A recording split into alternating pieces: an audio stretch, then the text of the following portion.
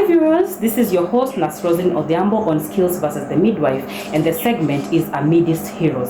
Welcome back. Today we have yet another guest, and we are going to recount on his experience on immunization. He can introduce himself.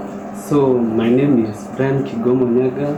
I am a Bachelor in Science in Nursing student at Kenya Methodist University in Meru. So I'm here to share my experience on the immunization on the BCG vaccine. I hope it will be interesting. Thank you very much. So now let's talk about this a little bit. Now, part of what we normally give as health education messages to the women who come to our clinics and even to our labor wards is that as they are being discharged, we need to remind them on the importance of immunization.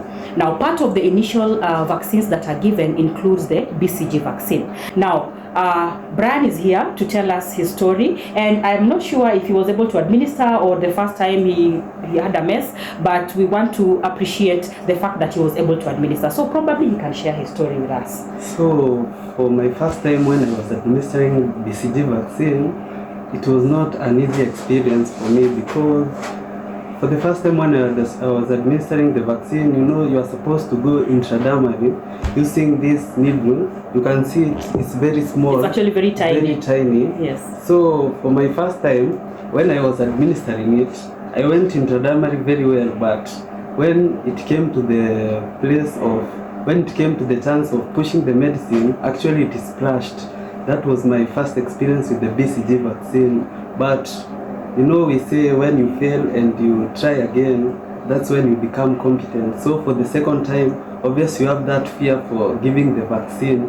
So when we were called upon to give the BCG vaccine for the second time, actually I was very fearful for giving the vaccine for the second time. So actually I refused for the second time. Yeah, I refused to go, but something inside me told me that you can do it. So that's when I decided to go and give it for the second time and give it the second shot. So when we went for the second time, actually the major thing that when you do the BCG vaccine, so that you can know it's a success, there must be a will formation after 30 minutes of giving the BCG vaccine. Yes. So after giving the BCG vaccine at the maternity intradermally, during this site of the baby, immediately the baby is born, there was a will which was formed, which was very different from my first experience, which actually made me very happy. Oh my. Yeah. Brian, I can imagine. Now let me tell you, your case is actually very okay compared to some of our cases, and I'll tell you today, the first time I ever successfully gave a BCG vaccine was during my assessment. So when you talk about this, I think we can encourage so many people, because if I was to tell my story, I think most people will think this nurse cannot manage, this student cannot do anything. In fact, you have failed terribly. But I want to say that it's encouraging that you actually told yourself and you encourage yourself within you that you can actually do it. I don't know how that made you feel eventually.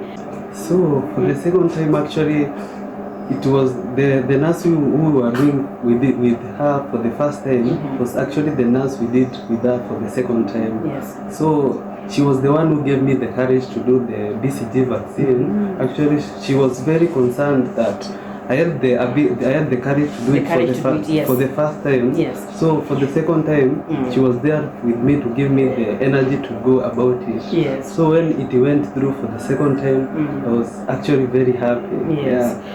Yeah. Actually, what I can tell the students is that if you want to do something, for example, giving a BCG vaccine, when you see the nurses doing it, sometimes it seems very easy to do it until you go there and do it. And do it yourself. That's when you become a competent nurse. Oh, nice. Thank you very much, Brian. And I think it's important for us to realize that just from what you are saying, giving BCG, first of all, when you look at that needle, number one, you can wonder how you're going to use it. We are normally used to this, the big needles for giving IM injections and these other ones. But the fact that you are able to administer it and successfully make sure that a will has formed, then I think that is a success story that we are learning today.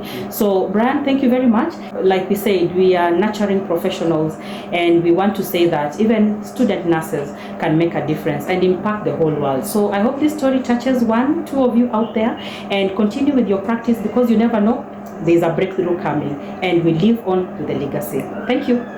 Bye.